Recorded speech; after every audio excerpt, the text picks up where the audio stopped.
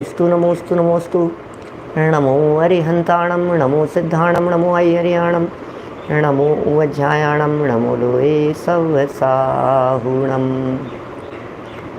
वन्दे तु सर्वसिद्धे ध्रुवमचलमणोवमं गदिं पते वोचामि समय पाहुडे मिणमो सुध केवली भणिदम्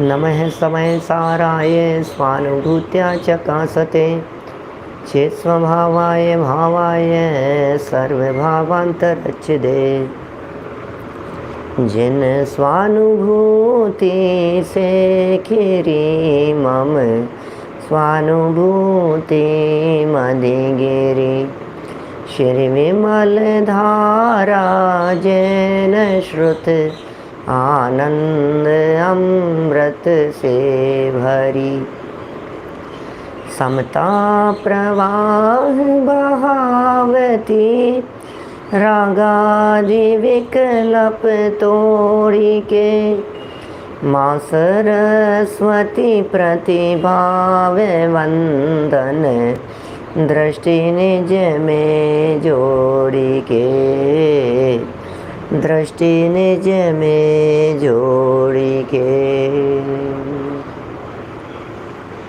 ग्रंथराज समयसार जी यहाँ विराजमान है और श्रुत केवलियों की चर्चा चल रही थी। निश्चय और व्यवहार से श्रुत केवली बड़ा सुंदर प्रकरण है। समयसार ग्रंथ तो वैसे ही परमार्थ का प्रतिपादन करने वाला कुछ अपूर्व ग्रंथ है। इस ग्रंथराज समयसार की तो चर्चाएं ही बड़ी अलौकिक है। यहाँ जो बात करते हैं ये सब निश्चय की प्रमुखता से बात करते हैं, विषय की गहराई में जा कर के बात करते हैं और हर गाथा में आपको आत्मा दिखेगा, क्योंकि कुंद कुंदाचार्य देव ने पहले ही कह दिया था कि मैं आत्मा को दिखाऊंगा, मैं आत्मा को दिखाऊंगा और तुम उस आत्मा को देखना। तो हर गाथा में आत्मा को ही तो दिखाएंगे। जब आत्मा को दिखाने की उन्होंने बात कही थी तो प्रतिज्ञा भूलते थोड़ी ना है वीतरागी संत। और दूसरी बात यह भी है कि वे सत्य महाव्रत के धनी होते हैं। जो सत्य महाव्रत के धनी हों वे असत्य कैसे बोल सकते हैं। शुरू से ही चर्चा सिद्धों के वंदन से, फिर स्व समय पर समय की चर्चा, समय की व्याख्या, समय की सुंदरता की चर्चा, फिर एकत्व ही सुंदर है यह बात कह कर के उस एकत्व की दुर्लभता चौथी गाथा में बताई। पांचवी गाथा में उस दुर्लभता को बतलाने की प्रतिज्ञा ले ली, लेकिन छल ग्रहण नहीं करने की प्रेरणा दी। छठी गाथा में ना प्रमत्त है न प्रमत्त है कह दिया। सातवीं गाथा में गुण भेदों से विकल्पों से ऊपर उठने की बात कह दी। आठवीं गाथा में यह कहा कि व्यवहारी जनों को व्यवहार की भाषा में कहा जा सकता है। और नौवीं और 10वीं गाथा में यहाँ आकर यह बात आ गई है कि श्रुत केवली निश्चय से और व्यवहार से कैसे होते हैं, एक बार उन्हें जान लीजिए। गाथा पढ़ते फिर आगे बढ़ेंगे।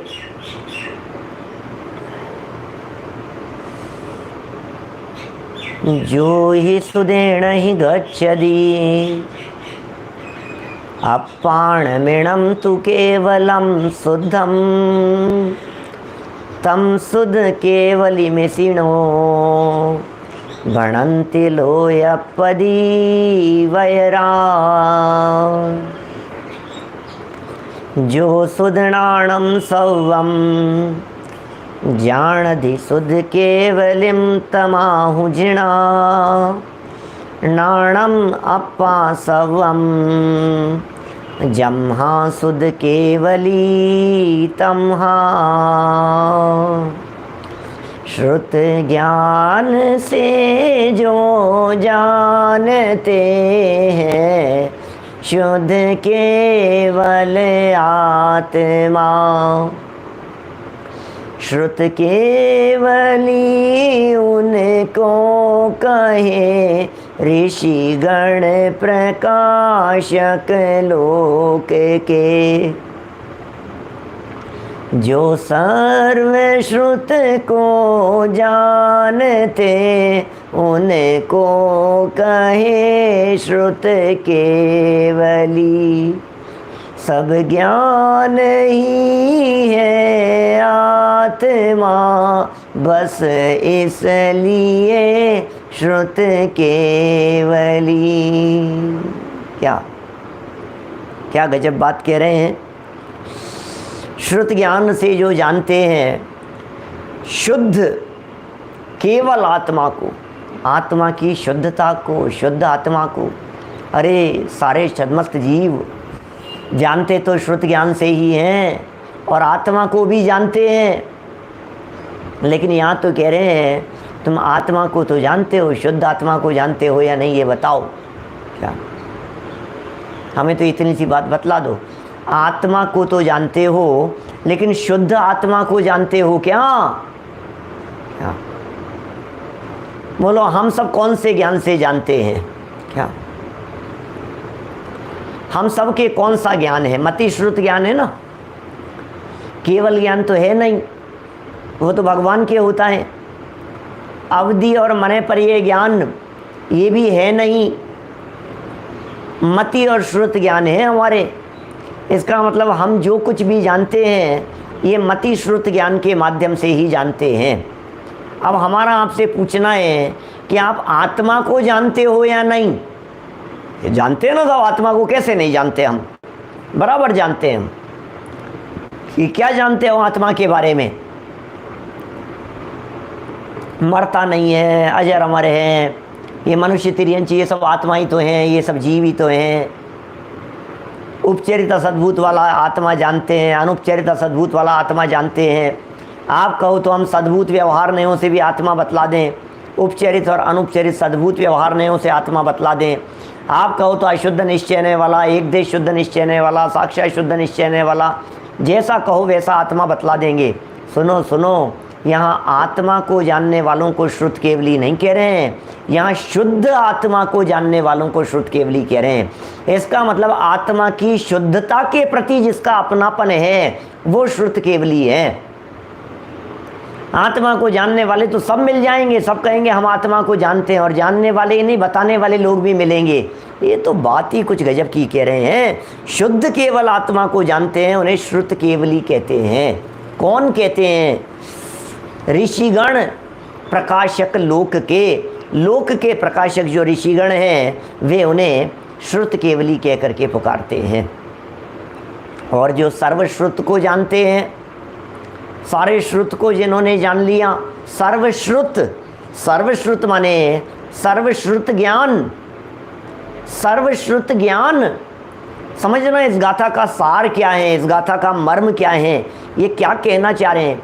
जो सर्वश्रुत को जानते हैं, सुरेंद्र जी बाबू जी कोटा से क्या कह रहे हैं देखो आप, सर्वश्रुत को जानते हैं। अच्छा, श्रुत क्या होता है? श्रुत शब्द का प्रयोग दो प्रकार से होता है हमारे यहाँ जनागम में। हम श्रुत पंचमी मनाते हैं, तो श्रुत पंचमी माने क्या होता है? शास्त्र लिपिबद्ध हुए थे ना, तो श्रुत माने शास्त्र होता है ना। तो सर्वश्रुत को जानते हैं, इसका मतलब सभी शास्त्रों को जानते हैं।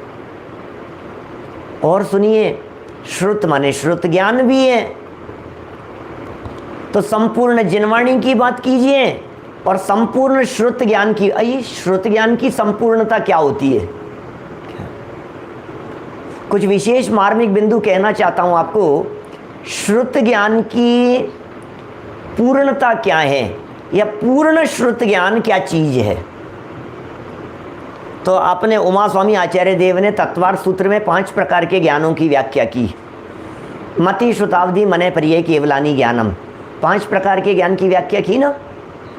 मति ज्ञान, श्रुत ज्ञान, अवधि ज्ञान, मने पर्यय ज्ञान, केवल ज्ञान, 5 प्रकार के ज्ञान हैं। और सब ज्ञान एक दूसरे से भिन्न भिन्न हैं। क्या? मति ज्ञान श्रुत ज्ञान से भिन्न है, श्रुत ज्ञान अवधि मने पर्यय से भिन्न है, और ये मति श्रुत अवधि मने पर्यय छद्मस्त के होते हैं, और केवल ज्ञान उससे भिन्न है। श्रुत ज्ञान की पूर्णता क्या है? नरेश जी लुहाड़िया साहब। बोलिए, श्रुत ज्ञान की पूर्णता क्या चीज़ है? तो उमा स्वामी आचार्य देव ने श्रुत ज्ञान की व्याख्या करते हुए ये कहा, श्रुत ज्ञान की जो लिमिट होती है, श्रुत ज्ञान का जो मैक्सिमम लेवल है, वे कहते हैं श्रुतम मति पूर्वम द्वैनेक द्वादश भेदम। ये है बात। श्रुतम मति पूर्वम, श्रुत ज्ञान मति ज्ञान पूर्वक होता है, और उसके कितने भेद हैं श्रुत ज्ञान के, ध्यान दीजिएगा। श्रुत ज्ञान की पूर्णता केवल ज्ञान नहीं है, क्योंकि जो पूर्ण हुआ है वो श्रुत ज्ञान पूर्ण नहीं हुआ है। ज्ञान की पूर्णता को केवल ज्ञान कहेंगे, लेकिन श्रुत ज्ञान की पूर्णता केवल ज्ञान नहीं है। श्रुत ज्ञान की पूर्णता तो श्रुत ज्ञान ही रहेगी। जैसे कभी कभी बहुत सारे लोग इस तरह की बात कहते हैं, मार्मिक बात कहता हूँ, बाकलीवाल जी साहब ध्यान दीजिएगा। हमारा ये जो क्षयोपशम ज्ञान है, ये क्षयोपशम ज्ञान बढ़ते बढ़ते केवल ज्ञान हो जाएगा, ऐसा होगा ना। ज्ञान, क्षयोपशम ज्ञान की पूर्णता का नाम मति श्रुत ज्ञान क्षयोपशम ज्ञान है, और मति श्रुत ज्ञान की पूर्णता का नाम केवल ज्ञान कहा जाए। इसका मतलब मति श्रुत ज्ञान बढ़ते बढ़ते केवल ज्ञान हो जाएगा। इसका अर्थ यह हुआ कि क्षयोपशम ज्ञान की पूर्णता को केवल ज्ञान कह रहे हैं। सुनिए, क्षयोपशम ज्ञान की वृद्धि का नाम केवल ज्ञान नहीं है, क्षयोपशम ज्ञान के अभाव का नाम केवल ज्ञान है। क्या कहा? तो बड़ी मार्मिक हैं बातें, जिनागम के रहस्य हैं। क्षयोपशम ज्ञान की पूर्णता नहीं होती केवल ज्ञान में, केवल ज्ञान में क्षयोपशम ज्ञान का अभाव होता है। वहाँ क्षयोपशम ज्ञान है ही नहीं, वहाँ तो क्षयोपशम ज्ञान चला गया है, वहाँ तो क्षयोपशम ज्ञान मर गया है। क्या? इसलिए मतिश्रुत ज्ञान की पूर्णता नहीं होगी, मतिश्रुत ज्ञान का अभाव होगा केवल ज्ञान में। मतिश्रुत बढ़ते बढ़ते केवल ज्ञान हो जावे, ऐसा होता नहीं है। तो फिर श्रुत ज्ञान की पूर्णता किसका नाम है? कि श्रुत ज्ञान मैक्सिमम लेवल पर जब विकसित होता है श्रुत ज्ञान, तो कितना विशाल होता है, कितना बड़ा हो सकता है वो श्रुत ज्ञान। बोले द्वादशांग का ज्ञान हो जावे, इतना श्रुत ज्ञान की मैक्सिमम लिमिट है। ये श्रुत ज्ञान का विकास है, ये श्रुत ज्ञान की पूर्णता है। आइए जैन साहब, श्रुत ज्ञान की पूर्णता, पूर्णता माने क्या? श्रुत ज्ञान की पूर्णता माने क्या? बोले द्वादशांग का ज्ञान, इसका नाम श्रुत ज्ञान की पूर्णता। तो यहां आचार्य देव कहना चाह रहे हैं, जो सुदृणाणम सव्वम जान दी, जो सव्वम सुदृणाणम जान दी, क्या कह रहे हैं? जो सर्वश्रुत को जानते हैं, सर्वश्रुत को जानते हैं माने पूरे द्वादशांग को जानते हैं, या श्रुत ज्ञान को पूरी तरह से जानते हैं, उन्हें श्रुत केवली कहा जाता है। अब अमृत चंद्राचार्य देव ने टीका में इसकी व्याख्या करते हुए यह कह दिया, चूंकि वो श्रुत ज्ञान द्वादशांग का ज्ञान, ज्ञान ही तो है कि हाँ, और ज्ञान की परिपूर्णता ही श्रुत ज्ञान की पूर्णता है। और पूरे श्रुत ज्ञान को जाना, तो वो श्रुत ज्ञान पुद्गल में तो होता नहीं है, वो श्रुत ज्ञान धर्म धर्म आकाश काल में तो होता नहीं है। उस श्रुत ज्ञान का तादात्म्य पना चूंकि आत्मा के साथ में है, इसलिए जिसने पूर्ण श्रुत ज्ञान को जाना, इसका मतलब उसने आत्मा को जाना, ये अर्थ है। ये तो हो गया व्यवहार से, जिसने पूर्ण श्रुत ज्ञान को जाना उसने आत्मा को जाना, ये व्यवहार की तरफ से कथन हुआ। और जिसने पूरे आत्मा को जाना उसने श्रुत ज्ञान को जाना, ये निश्चय से कथन हुआ। निश्चय की तरफ से चलेंगे तो आत्मा को जानने से बात करेंगे, व्यवहार की तरफ से बात करेंगे तो श्रुत ज्ञान की तरफ से, भेद करके कथन कर रहे हैं ना, इसलिए श्रुत ज्ञान की तरफ से बात कर रहे हैं। देखिए, आत्मा की ओर से चले तो निश्चय की ओर से, आत्मा और श्रुत ज्ञान, और ये दोनों है तादात्म्य। एक दूसरे के साथ में मिले हुए। जितना ज्ञान उतना आत्मा, जितना आत्मा उतना ज्ञान, बराबर एक दूसरे के साथ में जुड़े हुए हैं। अब ये कह रहे हैं हमने कथन किया अभेद अखंड आत्मा का, आत्मा को जाना, तो बोले सब सारा श्रुत ज्ञान जानने में आ गया। और बोले श्रुत ज्ञान को जाना, बोले श्रुत ज्ञान को जाना माने भी आत्मा को जाना। व्यवहार के बिना निश्चय नहीं होता, निश्चय के बिना व्यवहार नहीं होता। समझ में आ रही है बात? देखिए, जैसे मैं आपको समझाने की चेष्टा करूं, जैसे हेलो हेलो जैसे मैं आपको समझाऊं, हेलो हेलो हेलो डॉक्टर ने ये कहा आपको उपचार करते हुए कि आपकी डायबिटीज़ बहुत ज़्यादा बढ़ गई है, आपको मीठा छोड़ना है, मीठा छोड़ना है। तो जब ये मीठा छोड़ने की बात कही गई तो ये कहता है कि हाँ हाँ ठीक है, 2-5 दिन बाद में, 7 दिन बाद में दिखाना है। वापस आकर के दिखाया तो जब इसको शुगर छोड़ने की बात कही थी और 7 दिन बाद में आकर के दिखाया, वापस टेस्ट किया, बोले शुगर तो और ज़्यादा बढ़ गई है। ये क्या हुआ? हमने तुमको शुगर छोड़ने के लिए कहा था, तुमने छोड़ी थी या नहीं? कि हाँ बिल्कुल छोड़ी थी। तो फिर तुमने क्या क्या खाया था?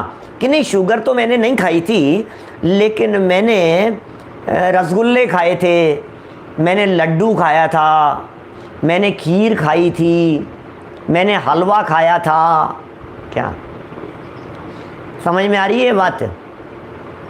ये सब तो मैंने खा लिया था, शुगर नहीं खाई थी लेकिन मैंने। क्या रे भाई क्या बात कर रहा है? हमने जो शुगर का निषेध किया था, वो शुगर का निषेध माने क्या हुआ? तो समझा ही नहीं। तो अब वो तो उसको वापस समझा दिया उसको अच्छे से, तो उसके समझ में आई कि ये सारी चीज़ें नहीं खानी है। अब क्या हुआ? इसको तो क्या कहा था कि मीठा नहीं खाना है, शुगर नहीं लेनी है, आपको चीनी नहीं लेनी है। एक दूसरा मरीज आया, उस दूसरे मरीज को कहा कि सुनो तुम्हें डायबिटीज़ बहुत हो गई है। दूसरे मरीज की बात कर रहे हैं, तुम्हें डायबिटीज़ बहुत हो गई है, इसलिए तुम एक काम करना। अब डॉक्टर को समझाते समय पहला मरीज याद आ गया कि मैंने मीठे के लिए मना किया था, तो वो मूर्ख समझा नहीं था, इसलिए अब इसको मीठे और शुगर के लिए मना नहीं करना है। अब इसको क्या कहना है कि तुम डायबिटीज़ बहुत बढ़ गई है, देखो रसगुल्ले मत खाना, लड्डू मत खाना, जलेबी मत खाना। ध्यान देना कि ठीक है महाराज, रसगुल्ले नहीं खाऊंगा, लड्डू नहीं खाऊंगा, जलेबी नहीं खाऊंगा। 3 दिन बाद में आया क्या, और इसकी डायबिटीज़ बहुत बढ़ गई। तो इससे कहा कि भैया ये क्या हुआ कि तुमने क्या खाया था? कि डॉक्टर साहब आपने मना किया था लड्डू जलेबी और रसगुल्ले नहीं खाना, तो खाया क्या था तुमने? कि मैंने तो खीर हलवा बस यही खाया था। क्या रे भाई क्या बात कर रहा है? क्या तूने खीर हलवा खाया था?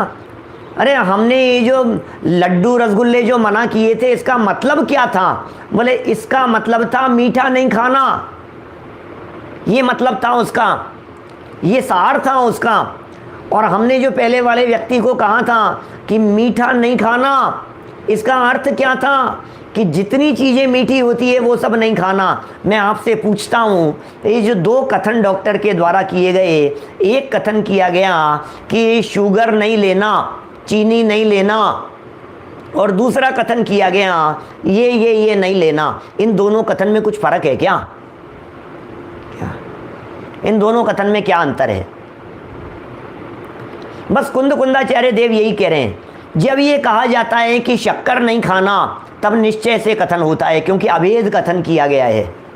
और जब ये कहा जाता है कि लड्डू रसगुल्ला आदि मिठाई नहीं लेना, तो समझ लेना व्यवहार से कथन होता है। निश्चय से कथन किया गया वो अभेद था, भेद करके कथन किया गया वो व्यवहार था। लेकिन जो भेद करके कथन किया गया उसका प्रयोजन भी अभेद बात को ही बताना था। चूंकि अभेद बात को नहीं समझता है, इसलिए भेद करके कथन किया जाता है। बिल्कुल यही बात यहाँ कह रहे हैं। आत्मा को जानता है, इसका मतलब उसने सब कुछ जान लिया। और सबको जान करके, बोले सबको जान करके आत्मा को जाना, बोले वही बात है। इसलिए जो व्यवहार से जो कथन किया गया है भेद रूप कथन, ये निश्चय का ही प्रतिपादक है। यह बात जान लेनी चाहिए। समझ में आ गई क्या बात? सुमेल है इनका। व्यवहार के बिना निश्चय नहीं, निश्चय के बिना व्यवहार नहीं। दोनों एक दूसरे के बिना नहीं होते, दोनों पैरेलल चलते हैं। क्या एक दूसरे के साथ में चलते हैं भाई साहब दोनों। देखिए क्या लिख रहे हैं, पढ़ते हैं यहाँ टीका के वे अंश जो कल हमने नहीं पढ़े थे।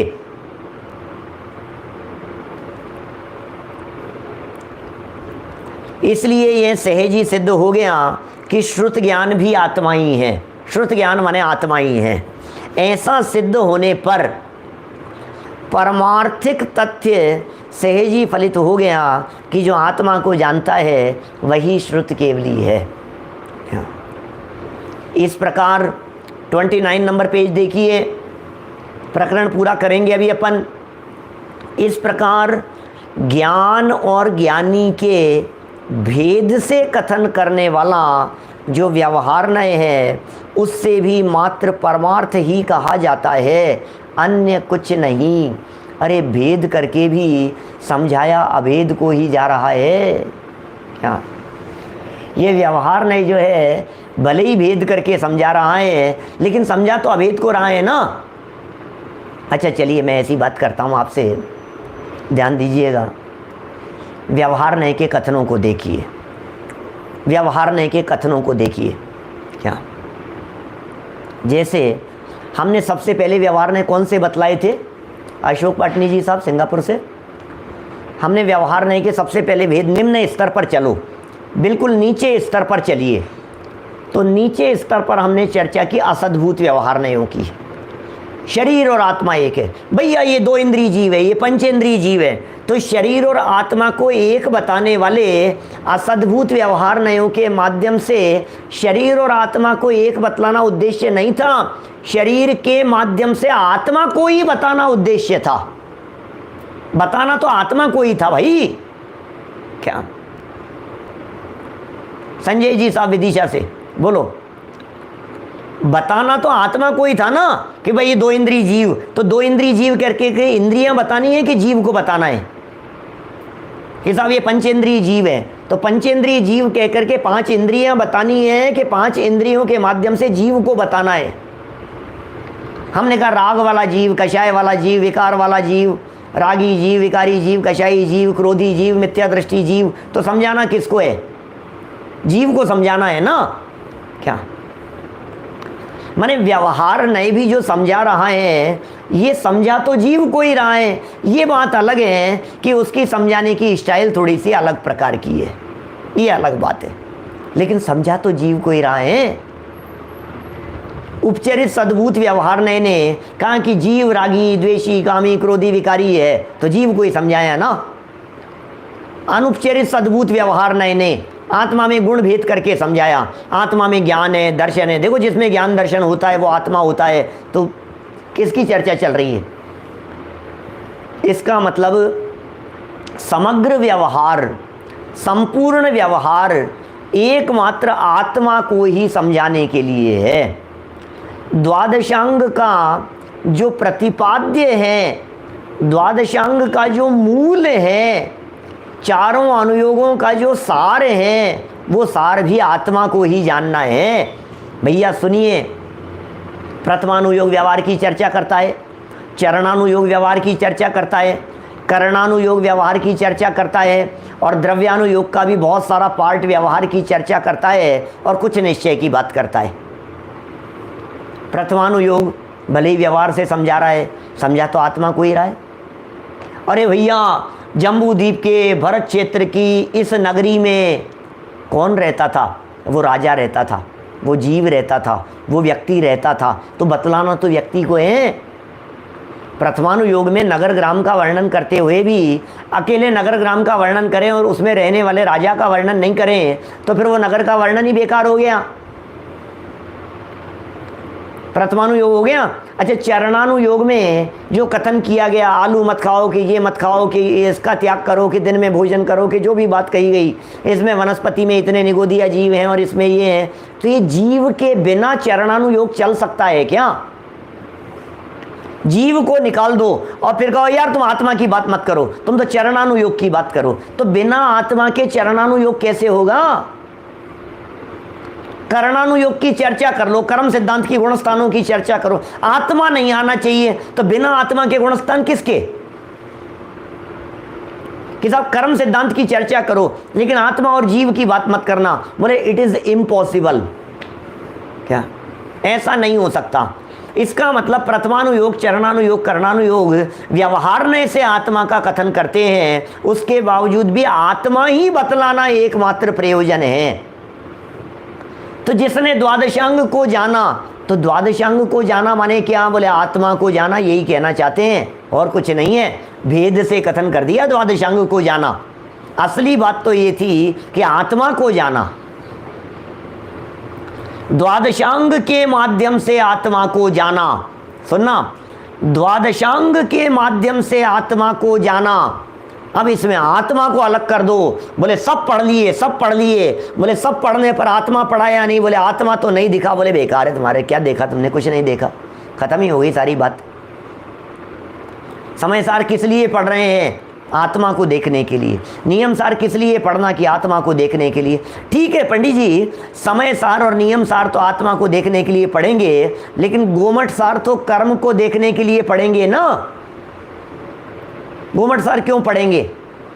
उसमें तो कर्मों को दिखाया होगा ना। मैं बहुत सालों पहले गोमठ सार और समय सार की चर्चा करता था, वापस याद आ गई बात, बहुत सालों बाद में आज बात याद आई है। समय सार में तो आत्मा के गीत गाए हैं और गोमठ सार में कर्म के गीत गाए होंगे, मैं ऐसा कहता था। बहुत सालों पहले की बात कर रहा हूँ। क्या समय सार में तो आत्मा के गीत गाए हैं और गोमठ सार में तो कर्म के गीत गाए होंगे ना?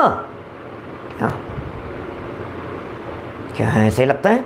गोमठ सार माने कर्म के गीत, समय सार माने आत्मा के गीत। अरे नहीं भाई, समय सार में तो आत्मा के गीत गाए ही हैं, गोमठ सार में भी कर्म के गीत नहीं गाए। इस त्रिकाली ध्रुव आत्म तत्व के सामने उस आत्मा की हैसियत, उस कर्म की हैसियत बतलाइए। क्या उस त्रिकाली ध्रुव आत्म तत्व के सामने उन कर्मों की क्या हैसियत है, ये वर्णन गोमठ सार में किया है, कर्म कांड में किया है। वहाँ कर्म को समझाना उद्देश्य नहीं है, वहाँ असंख्यात अनंत कर्मों के माध्यम से भी बांधते हुए अनंतानंत कर्म मिलकर के भी एक आत्म तत्व को बांधने में समर्थ होते हैं, ऐसा कहकर के आत्मा के गीत गाए हैं। वहाँ आत्मा की सामर्थ्य बतलाई है कर्म के सामने। गोमठ सार, गोमठ सार पढ़ करके यदि आपको आत्मा नहीं दिखता है तो गोमठ सार पढ़ना नहीं आया। गुणस्थान पढ़ करके यदि गुणस्थानातीत आत्मा नहीं दिख रहा है तो गुणस्थान पढ़ना नहीं आया आपको। क्या सिर्फ आत्मा की प्रमुखताएं देखना तो आपको आना चाहिए। आपको यदि देखना नहीं आया तो आपको कुछ समझ में नहीं आएगा। देखना तो हमें आना चाहिए ना, देखने की दृष्टि तो हमारे पास में होनी चाहिए। तो इस तरह से ये कहना चाह रहे हैं कि शास्त्र को देखने से आत्मा दिखता है या श्रुत ज्ञान को। अभी द्रव्य श्रुत छोड़ करके भाव श्रुत ज्ञान लीजिए। श्रुत ज्ञान माने असंख्यात प्रदेशी आत्मा में फैला हुआ ज्ञान। तो जिसने उस ज्ञान को पकड़ लिया या पूर्ण ज्ञान जिसके ज्ञान में आ गया या ज्ञान में ज्ञान आ गया, इसका मतलब उसके ज्ञान में ज्ञान नहीं ज्ञायक आ गया।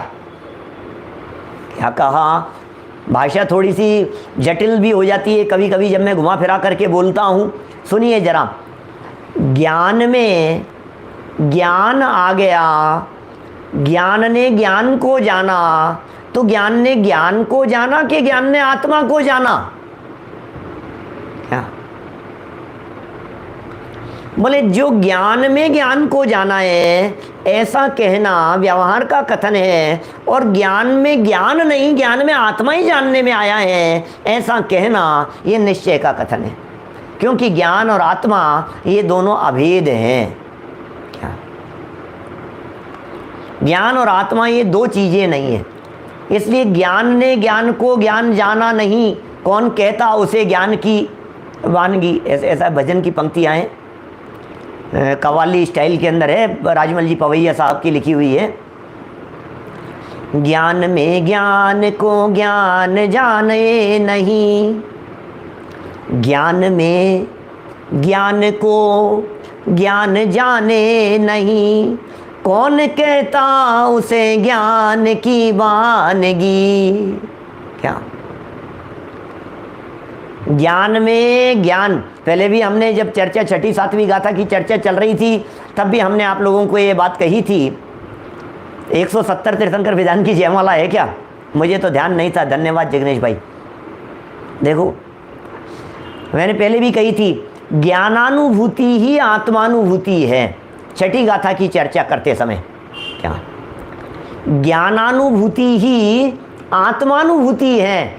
माने ज्ञान में ज्ञान पकड़ में आया तो वो ज्ञान चूंकि ज्ञान नहीं है, वो ज्ञान तरंग है, लेकिन वो ज्ञान तरंग ज्ञायक को दिखा रही है। हमने प्रातः काल 5:30 पौने 6 बजे बहुत दूर क्षितिज पर सूर्य की किरणें निकलती हुई देखी, तो हमने क्या कहा, वो किरणें देखी या सूर्य देखा? तो किरण किरण नहीं है, उन किरणों के माध्यम से सूर्य दिख रहा है। ये ज्ञान की किरण के माध्यम से ज्ञायक दिख रहा है। ये ज्ञान की तरंगें ज्ञायक को ही प्रसिद्ध कर रही है। इस तरह से ये कहना चाह रहे हैं कि श्रुत ज्ञान को जो जाना, चूंकि श्रुत ज्ञान शब्द अभेद अखंड आत्मा में से अकेले ज्ञान गुण को पकड़ा है, इसलिए भेद रूप कथन हो गया, इसलिए व्यवहार है। इसलिए ज्ञान को देखा कि आत्मा को देखा, एक ही बात है। समझ में आ रही है बात? किसी व्यक्ति के बारे में कथन करो, हमने उस व्यक्ति को देखा तो निश्चय से कथन हो गया, और फिर उस व्यक्ति का कथन नहीं करके हमने पंडित जी को देखा था, हमने उसके पापा को देखा था, हमने बहुत बड़े बिजनेसमैन को देखा था, तो फिर ये व्यवहार के कथन हो गए। क्या ठीक है ना? चलिए यहाँ क्या कह रहे हैं देखिए, जो श्रुत ज्ञान से 29 नंबर पेज पर, जो श्रुत ज्ञान से केवल शुद्ध आत्मा को जानते हैं वे श्रुत केवली हैं। बराबर, श्रुत ज्ञान से केवल शुद्ध आत्मा को जानते हैं वे श्रुत केवली हैं। इस परमार्थ का प्रतिपादन अशक्य होने से, अशक्य है ये कथन, कैसे कथन करोगे आप? तो क्या जाना को समझ में नहीं आती है। ऐसा अशक्य होने से जो सर्वश्रुत को जानते हैं वे श्रुत केवली हैं, ऐसा व्यवहार कथन परमार्थ का ही प्रतिपादक होने से अपने को दृढ़तापूर्वक स्थापित करता है। माने व्यवहार ने अपने आप को स्थापित कर लिया। क्या व्यवहार ने अपने आप की स्थापना कर रहा है? व्यवहार ने कोई स्थान मिल गया? वो जो हमने एक दिन चर्चा की थी ना आपसे बादाम के छिलकों की, बादाम के छिलकों ने भी, उस छिलकों ने भी बादाम की गुली, क्या समझ में आ रहे हैं बात? बादाम की गुली का सहारा लिया किसने? उन छिलकों ने। छिलकों ने बादाम की गुली का सहारा लेकर अपने को स्थापित कर लिया, अपनी कीमत बढ़ा ली, अपनी वैल्यू बढ़ा ली। उसके साथ साथ में देखिए ऐसा होता है ना, चक्रवर्ती सम्राट 6 खंड को जीत सकता है, कोई सामान्य आदमी 6 खंड की तरफ जा सकता है क्या? ये बतलाइए।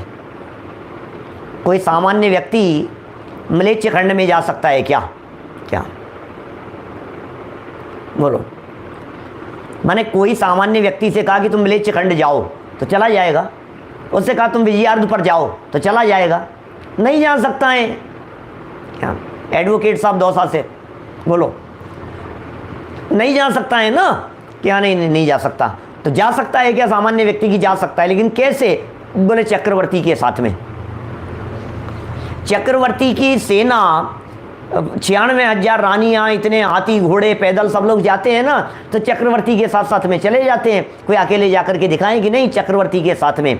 अरे जैसे बड़े लोगों के साथ में आए हुए व्यक्ति की भी 9 एंट्री वाली जगह पर भी एंट्री हो जाती है। बैरिगेट्स लगाए हुए हैं, बल्लियां लगाई हुई है, no entry no entry no entry, सिर्फ वीआईपी जा सकते हैं, आप नहीं जा सकते, आप कोई नहीं जा सकता, कोई नहीं जा सकता। इतने में वीआईपी आए, मंत्री जी आए, और मंत्री जी के साथ में जो 4 जो नॉन वीआईपी लोग थे वो भी उनके साथ साथ में चले गए, उनको भी एंट्री मिल गई। तो व्यवहार ने को जो एंट्री मिली है, व्यवहार ने की जो स्थापना हुई है, व्यवहार ने को जो रखा गया है, ये क्यों रखा गया है? बोले निश्चय के प्रतिपादन की वजह से व्यवहार ने को स्थान मिल गया। निश्चय के प्रतिपादन की वजह से व्यवहार ने को वैल्यू मिल गई। ये लिख रहे हैं यहाँ वाक्य, देखिए बड़ा गजब का वाक्य है, अमृत चंद्राचार्य की टीका का वाक्य। ऐसे व्यवहार नए, ऐसा व्यवहार कथन, क्या लिख रहे हैं? ऐसा व्यवहार कथन परमार्थ का ही प्रतिपादक होने से, परमार्थ का ही प्रतिपादक होने से अपने को दृढ़तापूर्वक स्थापित करता है। ये व्यवहार ने स्थापित कर लिया। गाथा जो चल रही थी, श्रुत केवलियों की चर्चा जरूर बतलाई, लेकिन ये श्रुत केवलियों की चर्चा व्यवहार निश्चय का प्रतिपादक है, इसके लिए बताई गई है। ध्यान रहे, ये दोनों ही नए एक साथ एक ही समय में एक ही व्यक्ति पर घटित होते हैं। पॉइंट नोट करने जैसा है, गहराइयाँ हैं, समझने जैसा प्रकरण है। क्या कह रहे हैं? ये दोनों ही नए, निश्चय नए और व्यवहार नए, ये दोनों ही नए एक ही समय में, एक ही समय में एक ही व्यक्ति पर घटित होते हैं, एक साथ घटित होते हैं। इसका मतलब ये व्यक्ति दो नहीं है, ये व्यक्ति तो एक ही थे, इन्हें देखने के नजरिए दो हैं। क्या क्या कहा? ये जो बात कह रहे हैं, ये दोनों ही नए एक साथ, व्यक्ति एक, देखने के नजरिए दो। क्या? व्यक्ति एक है और उस एक व्यक्ति को देखने के नजरिए दो हैं। एक नज़र से देखते हैं तो अभेदता दिखती है, और दूसरे नज़र से देखते हैं तो क्या दिखता है? भेद दिखाई देते हैं। नज़र नज़र का फेर है, व्यक्ति तो वही है, परिस्थिति तो वही है, नज़र नज़र का फेर है। जैसे जगत में ये बहुत प्रसिद्ध उदाहरण है, पानी का गिलास आधा है, अब वो आधा खाली है या आधा भरा हुआ है, नज़र नज़र का फेर है और कुछ नहीं है। एक व्यक्ति कहता है आधा खाली है, दूसरा व्यक्ति ये कहता है आधा गिलास भरा हुआ, उसे आधा भरा हुआ दिख रहा है, दूसरे व्यक्ति को आधा खाली दिखाई दे रहा है। नज़र का फेर है, बात तो एक ही है, कोई फ़र्क नहीं है। कहने में फ़र्क होता है। आजकल के जो लोग हैं पॉजिटिव स्पीकिंग वाले, पॉजिटिविटी की प्रेरणा देने वाले, वो सभी ये कहते हैं हर वाक्य को आप, नेगेटिव वाक्य को भी पॉजिटिव वे में बोलिए। क्या? आप उसको नेगेटिव देख करके मत बोलिए। क्या? आपको यदि आधा गिलास था और आपको पूरा चाहिए तो आधा खाली है ये मत बोलिए, आप ये कहिए ये आधा भरा हुआ है, ऐसा कहिए। देखिए कह रहे हैं, ध्यान रहे, दोनों ही नए एक साथ एक ही समय में एक ही व्यक्ति पर, एक ही वस्तु पर क्या घटित होते हैं, अन्य अन्य व्यक्तियों पर नहीं, अन्य अन्य समय पर भी नहीं। क्या? अन्य अन्य समय पर भी नहीं। कभी कुछ था, कभी कुछ था। अरे कभी कभी की क्या बात करते हो? जिस समय शुद्ध है उसी समय अशुद्धता भी दिखाई देवे, जिस समय अशुद्धता है उसी समय भी शुद्धता भी दिखाई देवे, दे सकती है। अशुद्धता के काल में ही शुद्धता देख लेवे, ये अलग न्याय है। राग द्वेष के काल में ही राग द्वेष से भिन्न भी देख लेवे। जो राग द्वेष के काल में राग द्वेष से भिन्न देखे वो निश्चय नय, और राग द्वेष को देखे वो व्यवहार नय। ये ऐसा ही सुमेल है भाई साहब। समझ में आ रही है क्या बात? कैसे कथन होते हैं? व्यवहार निश्चय के इसी तरह के कथन होते हैं। कभी कभी तो ऐसे ऐसे कथन तक हो जाते हैं, इस व्यवहार नहीं के कथन, कि आप यदि उन व्यवहार नहीं के कथनों को सुनो तो आपको हंसी आने लगे, ऐसा लगे आपको। क्या एक व्यक्ति को फ़ोन किया कि भाई क्या कर रहे हो भैया, कि नहीं लैपटॉप पर बैठा हूँ, लैपटॉप पर बैठा हूँ। निश्चय से कि व्यवहार से, व्यवहार का कथन है, और थोड़ा सा इस कथन की गहराई में चले जाओ। लैपटॉप पर बैठा हूँ का मतलब क्या है? लैपटॉप पर यदि बैठ जाओगे ना तो लैपटॉप काम करने लायक नहीं रहेगा क्या। लेकिन बोलते यही है ना भाई साहब, लैपटॉप पर बैठा हूँ, कंप्यूटर पे बैठा हूँ। कंप्यूटर पे बैठे हो, लैपटॉप पे बैठे हो, गजब हो गया, टुकड़े टुकड़े हो जाएंगे उसके, काम करने लायक नहीं रहेगा। कभी कभी तो इतने आश्चर्यकारी कथन हो जाते हैं। रेलवे की विंडो का कल मैंने एग्जाम्पल दिया था। विंडो पर खड़े होकर के व्यक्ति कहता है, अरे भाई साहब एक कलकत्ता देना। क्या? एक बंबई, एक बंबई निकाल दो जल्दी जल्दी, एक बंबई। क्या? एक बंबई दिल्ली मांग रहा है, गजब हो गया। रेलवे की विंडो पर खड़ा हुआ व्यक्ति कह रहा है बंबई दिल्ली दे दो, जयपुर भोपाल दे दो। और विंडो पर भीड़ लगी थी, और वो टिकट निकालने के बाद में वो खिड़की पर खड़ा हुआ टिकट देने वाला भी कहता है, भैया ये दिल्ली किसका है, दिल्ली दिल्ली किसका है, ये आगरा किसका है, आगरा किसका है। गजब हो गया, आगरा किसका है, दिल्ली किसकी है। कैसे कथन होते हैं ये सब, व्यवहार नहीं के कथन इस तरह के होते हैं, है ना। लेकिन इनके पीछे छिपा हुआ अभिप्राय कुछ और होता है। ये सब बराबर समझ लेते हैं हम लोग, ये बात यहाँ समझा रहे हैं। देखिए व्यवहार और निश्चय ये दोनों एक साथ ही होते हैं, एक ही जगह पर होते हैं, दो नहीं होते, अलग अलग नहीं होते। ये कह रहे हैं जो व्यक्ति, अब बोल्ड लेटर्स देखना, जो व्यक्ति जिस समय आत्मा को जानने के कारण, जिस समय आत्मा को जानने के कारण निश्चय श्रुत केवली है। क्या? जो व्यक्ति आत्मा को जान रहा है और आत्मा को जानने के कारण निश्चय श्रुत केवली है, वही व्यक्ति उसी समय द्वादशांग रूप श्रुत का विशेषज्ञ होने के कारण व्यवहार श्रुत केवली भी है। इसका मतलब आत्मा को भी जान रहा था और इसका मतलब द्वादशांग को भी जान रहा था। जब उसे आत्मा को जानने वाला देखा जा रहा था तो निश्चय श्रुत केवली कहा जा रहा था, और जब उसे द्वादशांग को जानने वाला देखा जा रहा था तो व्यवहार श्रुत केवली कहा जा रहा था। इसमें क्या हो गया? क्या बोलो?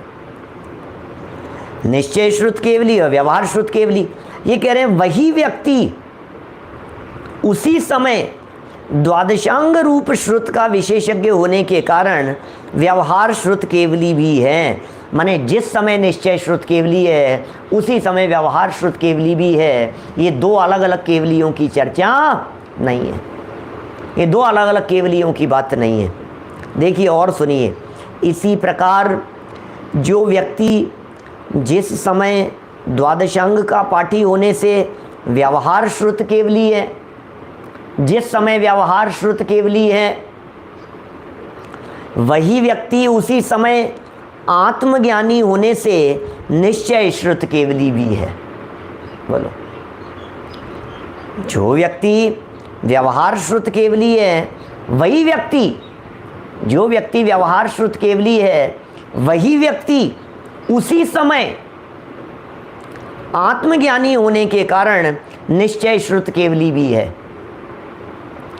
उनमें न व्यक्ति भेद है और न समय भेद ही है। ये कैसा सुमेल है वास्तव में, है? कैसे सुमेल की बात कर रहे हैं, निश्चय और व्यवहार का किस तरह का सुमेल बतला रहे हैं।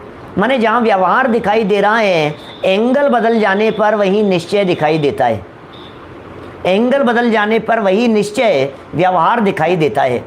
कुछ भी नहीं बदला है, न व्यक्ति बदला है, न समय बदला है, न वस्तु बदली है, न परिस्थिति बदली है। ये सुमेल है वास्तव में। ये निश्चय व्यवहार का सुमेल नहीं जानने वाले व्यक्ति, उनको काफ़ी लताड़ लगाई है टोडरमल जी साहब ने। एक व्यक्ति कहे कि मैं व्यवहार मार्ग से मोक्ष चला जाऊंगा, दूसरा कहे कि नहीं नहीं निश्चय के मार्ग से ही जाना पड़ेगा। तो ये कहते हैं निश्चय और व्यवहार, क्या निश्चय और व्यवहार ये दो नहीं है रास्ते, ये दो रास्ते नहीं है। निश्चय का मार्ग अलग हो, व्यवहार मोक्ष मार्ग अलग हो, ऐसे कोई दो अलग अलग मार्ग नहीं है। मार्ग तो एक ही है। एक होए तरण काल मां परमार्थनो पंथ। परमार्थ का जो मार्ग है वो तीनों कालों में एक ही होता है, लेकिन उसी परमार्थ के मार्ग को जब कथन भाषा बदल करके किया जाता है, जब भेद करके कथन किया जाता है, तो इसका मतलब वो व्यवहार कथन हो जाता है। देखिए नीचे, श्रुत केवली कहलाने के लिए यह अत्यंत आवश्यक है कि वे आत्मज्ञानी होने के साथ साथ द्वादशांग श्रुत के पाठी भी हों। ये जरूरी है भाई साहब। श्रुत केवली चर्चा जो है ना, श्रुत केवली होने के लिए ये अत्यंत आवश्यक है कि वो आत्मज्ञानी के साथ साथ में द्वादशांग के ज्ञाता भी हो। क्योंकि अकेले आत्मज्ञानी की बात करेंगे, शायद मैंने कल परसों आपसे बात कही थी, अकेले आत्मज्ञान की बात करेंगे, अकेले आत्मा को जानने की बात करेंगे, तो एक सबसे बड़ी समस्या जो सामने आती है वो समस्या यह है कि फिर तो चौथे गुणस्थान वाले को भी श्रुत केवली मानना होगा। लेकिन हमने आपसे 2-1 दिन पहले ऐसी चर्चा की थी कि जो भगवान होते हैं, तीन लोक के नाथ, अपने जो समझ लीजिए आप श्रुत केवलियों की बात कह रहे हैं ना, या और इनकी बात करो, छोड़िए कि इनकी सौधर्म इंद्र की बात कीजिए, द्वादशांग के ज्ञाता हैं या नहीं है, आत्मज्ञानी है या नहीं है, श्रुत केवली संज्ञा नहीं है।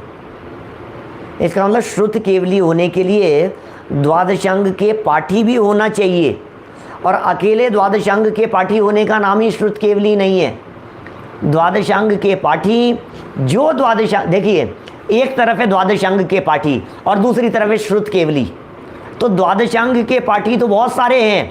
वास्तव में तो सौधर्म इंद्र को और ये जो अपने सर्वार सिद्धि के देव वगैरह हैं, इन्हें जो द्वादशांग का पाठी कहा गया है, ये उपचार से ही कहा गया है। असली द्वादशांग के पाठी तो 6ठे-7वें गुणस्थानवर्ती भावलिंगी संत विशेष पदवीधारी ही होते हैं, इसलिए उन्हीं के लिए श्रुत केवली शब्द का प्रयोग किया जा सकता है। तो दो चीज़ें एक साथ होनी चाहिए। माने अभी ये देखिए, अब इसमें ये बात बहुत बारीक यहाँ आ गई है, जो समझने योग्य बात है। इस पूरे प्रकरण में संपन्न कर रहे हैं अपन इस प्रकरण को। अकेले आत्मा को जानने वाला भी श्रुत केवली नहीं है, और अकेले द्वादशांग को जानने वाला, माने उपचार से द्वादशांग को जानने वाला भी श्रुत केवली नहीं है। क्योंकि द्वादशांग को जानना उपचार से कह देते हैं, सर्वश्रुत को जानना किसे कह देते हैं? सर्वश्रुत को जानना जो 11 अंग 9 पूर्व के पाठी हैं। बोले सारे सब अंग पढ़े 9 पूर्व रटे, तो बोले सब कुछ पढ़ लिया ना, सारे अंग 9 पूर्व सब कुछ पढ़ लिया ना, लेकिन फिर भी आत्मा को नहीं जाना। इसका मतलब क्या हुआ कि बोले वो शास्त्र को जाने और आत्मा को नहीं जाने तब भी श्रुत केवली नहीं है, और आत्मा को जाने और सर्वश्रुत को नहीं जाने तब भी श्रुत केवली नहीं है। इसका मतलब निश्चय और व्यवहार दोनों ही बातें जब लागू होगी तभी वे वास्तव में सच्चे श्रुत केवली कहलाएंगे। हर फील्ड में लगाइए, हर जगह पर इस बात को लगाइए, तो आपको बातें समझ में आएगी। माने जब आप निश्चय से कथन कर रहे हैं वहाँ व्यवहार भी, जहाँ व्यवहार से कथन कर रहे हैं वहाँ निश्चय भी। श्रुत केवली कहलाने के लिए यह अत्यंत आवश्यक है कि वे आत्मज्ञानी होने के साथ साथ द्वादशांग श्रुत के पाठी भी हों, यह आवश्यक है। यही कारण है कि पंचम काल में अंतिम श्रुत केवली भद्रबाहु के बाद, कितनी सुंदर बात है, यही कारण है कि पंचम काल में अंतिम श्रुत केवली भद्रबाहु के बाद अनेक स्वयं संवेदी भावलिंगी संत हो गए हैं, पर श्रुत केवली कोई नहीं हुआ। भद्रबाहु स्वामी के बाद आत्मज्ञानी तो थे, स्वयं संवेदी तो थे, क्या कुंदाचार्य देव भी बाद में हुए, धरसेनाचार्य देव भी बाद में हुए, ऐसे महान महान दिग्गज आचार्य हुए हैं, स्वयं संवेदी थे, आत्मज्ञानी थे, आत्मानुभवी थे, लेकिन इतना सब कुछ हो जाने के बावजूद भी उन्हें श्रुत केवली तो नहीं कहा गया। क्या महेंद्र जी साहब सिवनी से, बोलो क्या कह रहे, क्या बात है यहाँ? इसका मतलब अकेले आत्मज्ञानी होना श्रुत केवली की निशानी नहीं है। तो फिर क्या है? बोले श्रुत केवली होने के लिए तो आपको आत्मज्ञानी के साथ साथ में द्वादशांक का ज्ञाता भी होना पड़ेगा। तो इस तरह से ये 9वीं और 10वीं गाथा में बात क्या कह दी गई? व्यवहार से समझाते हैं तो निश्चय की बात समझ में आती है, यह बात यहाँ हुई। अब ये प्रश्न उपस्थित होता है कि व्यवहार ने परमार्थ प्रतिपादकत्व के कारण अपने को भली भांति स्थापित कर लिया, तो फिर उसका अनुसरण क्यों नहीं करना चाहिए? लो, अभी पहले 8वीं गाथा के अंदर कह दिया था व्यवहार नहीं होना अनुसर्तव्य, व्यवहार ने अनुसरण नहीं करना चाहिए। 9वीं 10वीं गाथा के अंदर कह दिया कि व्यवहार नए प्रतिपादन करता है। अब ये कह रहे हैं कि यदि वो प्रतिपादन कर रहा है, अच्छा काम कर रहा है बेचारा, निश्चय को समझा रहा है, फिर उसका अनुसरण नहीं करना चाहिए, ये बात कुछ गले नहीं उतर रही है। तो फिर उसे समझाने के लिए 11वीं गाथा बहुत ही महत्वपूर्ण गाथा है। जिनागम की महत्वपूर्ण गाथाओं में इस 11वीं गाथा का भी नाम बहुत अच्छे स्वर्ण अक्षरों में लिखा जाने योग्य जैसा दिखता है, क्योंकि यहाँ सम्यक दर्शन की विषयभूत शुद्ध आत्मा को शुद्ध निश्चय नय से बतला रहे हैं कुंद कुंदाचार्य देव। व्यवहार नय को अभूतार्थ और सम्यक दृष्टि किस तरह से होता है, ये आत्मा कैसे भूतार्थ की शरण और कैसे सम्यक दृष्टि होता है, वो प्रतिपादन यहाँ किया है। कल यथा समय हम इस चर्चा को आगे बढ़ाएंगे। हम सभी इन बातों को समझकर आत्मकल्याण करते हुए अल्पकाल में मुक्ति की प्राप्ति करें, इसी भावना से बात को यहीं विराम देता हूँ। दोपहर की सभा में मिलेंगे। आज से हम द्रव्यार्थिक पर्यायार्थिक वाला प्रकरण शुरू कर रहे हैं। वस्तु स्वरूप को समझने के लिए द्रव्यार्थिक पर्यायार्थिक बहुत उपयोगी प्रकरण है। ठीक 2:30 बजे सभा में लाइव मिलेंगे आपके साथ में, द्रव्यार्थिक पर्यायार्थिक के साथ में। और रात्रि का जो आज का प्रवचन है उसमें अष्टमी चतुर्दशी में हरि का त्याग क्यों और अष्टमी चतुर्दशी का महात्म्य, इसकी चर्चा विशेष रीति से होने वाली है। जनवाणी स्तुति। निज निधि निज में बताई यह अनंत उपकार है, उसके लिए जिन वाणी माँ को वंदना शत बार है, वंदना शत बार है। 9 बार मुखार मंत्र। नमो हरिहंताणं नमो सिद्धाणं नमो